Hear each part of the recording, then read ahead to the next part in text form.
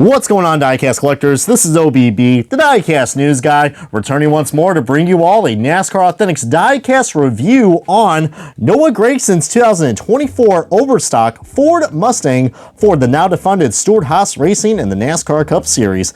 And I know we're going to be probably cracking a lot of jokes in this one, as no, I did not got this car in Overstock, but it would be pretty nice. But you see there's the packaging. You guys want to see that? It's pretty cool. It's been a while since I reviewed a Noah Gragson car, but first one for Stewart-Haas Racing and also part of the Ford camp. But we got this nice metallic red, and this thing looks beautiful and very shiny. And note to self, this is not the liquid color chase piece. And if you guys want me to talk more about this car, I probably recommend you guys checking out my live reaction video, because I might have got a nice little rant about the scalpers. But anyways, let's go ahead and start the unboxing and the official Diecast review of the Noah Gragson 2024 Overstock car. And alrighty folks, we got this Diecast out of its box, and man, talk about the star of the show for this NASCAR Authentics Wave 9 set. It's definitely this one right here, and I guess you could say we definitely got a crazy good deal out of this car. But this is the one exclusive that we got for Wave 9, and just like the Christopher Bell car, we do got some decal wrinkles right there. That is pretty unfortunate, but you know, I'm gonna let that slide. I know I should be going on a rampage, because that's what I like to do in these NASCAR Authentics reviews, as I think I finally found a way of not to cause any overexposure. I just can't move the diecast as much, so but I'm kind of glad I don't, because what I'm showing you guys is a really cool metallic glossy red that we got right here. This is not a liquid color chase piece. I cannot stress this enough. The liquid color chase piece of this, I think the red is supposed to be a lot more brighter and more vibrant. This has more like a wet paint look, you know what I mean? But it looks so freaking cool, dude. I mean, considering that we got this type of finish on a $5 car, we got to be very thankful about that. And you see there is the Dark Horse Ford Mustang, if you guys want to see that, which I think a lot of people are starting to really like. And this is my first time I am actually reviewing the Ford Mustang Dark Horse on the brand new GL mold. And I will have to say, I don't really see any big differences, but we will be doing a nice little comparison with another car from the EL mold very soon. Not gonna say what it is, but it's been a while since I've had a number 10 car in my collection. So, but this is the first one I've got for Noah Gragson when he drove the 10 car for last year, and this is pretty cool. Of course, we do have the white interiors, which do have some nice detail, and yeah, this is so cool, man. The number 10, it's a kind of bad that this car kind of reminds me of, you know what this car kind of reminds me of? As much as I don't want to bring that witch up, I do want to say the B word, but I can't, because you know, YouTube standards. The decals, I am noticing that there are a lot of decals that are peeling off, and we already got one that just happened right here. So the decals look like they are very delicate. So yeah, luckily that part I can fix with the Sharpie, as there goes the overexposure again. Good God, Brian.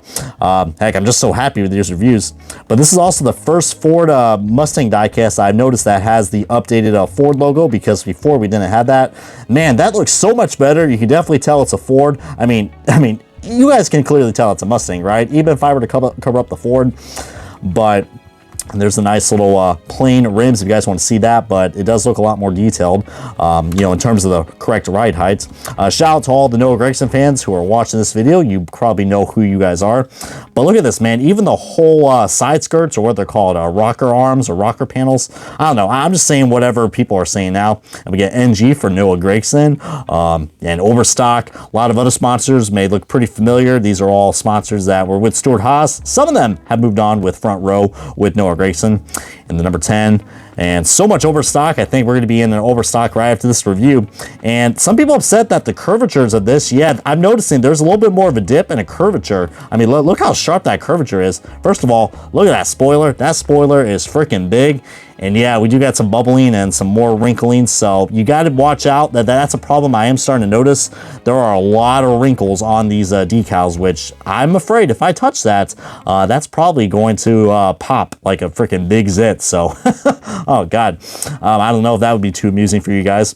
But we got some crazy good deals on the back, and a lot of people were wondering what on earth. I mean, that's Overstock logo, but if you guys were wondering what these were, no, that's not cheater trim. I guess that's the logo, I guess, for for a Stewart-Haas Racing's apparel, I guess. I don't know what the name is, but I just got them from Reddit. So shout out to Chase Briscoe for that. As I think, oh yeah, we do got a quality issue right here. You can see that looks normal, but then you get onto this side, yeah, we got a little bit, we need some white out, so we just got Ford instead of Ford Performance. More Bass Pro Shops logo with a little bit of a red overlap right there, which I always point out with the decals on these cars. But for $5, I can't really complain.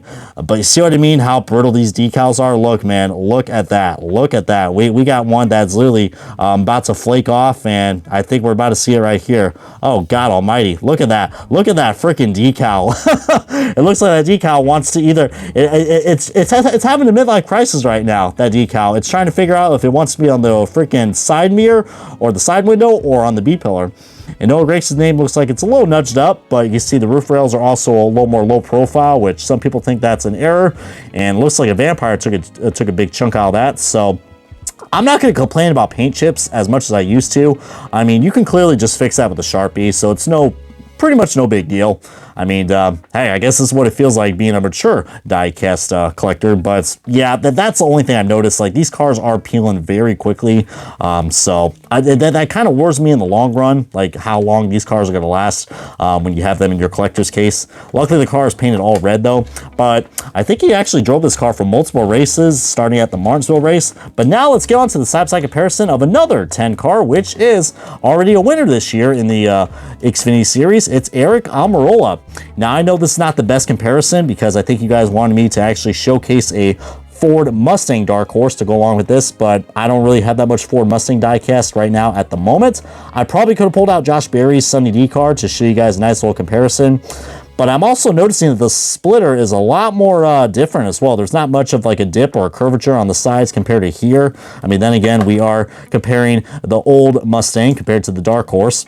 But, you know, I had to just put a number 10 car right beside the 10 because it only makes sense. I mean, these are the only two 10 diecasts that I have in the current gen. I mean, heck, that just shows you I've been slacking, but heck, I mean, we haven't really had that much 10 diecasts that come out for NASCAR Authentics.